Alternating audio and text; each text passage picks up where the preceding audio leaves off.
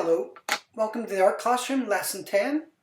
All this week we're going to look at home office art, and today we're going to look at making your own DIY see-through stickers.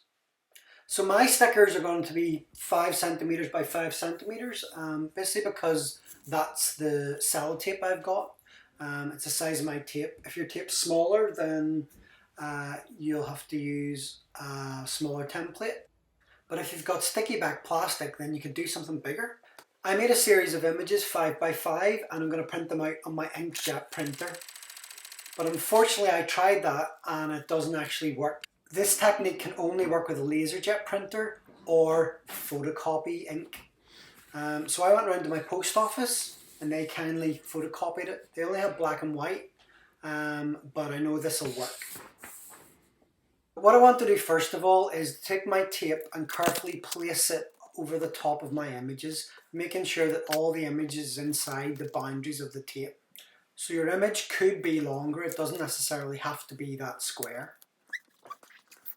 And with a lollipop stick, I'm going to make sure that I'm rubbing that image right into the tape.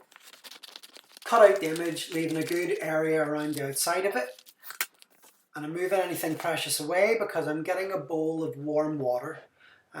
It's not really hot that I can't put my hands in it, but it is warm from the tap.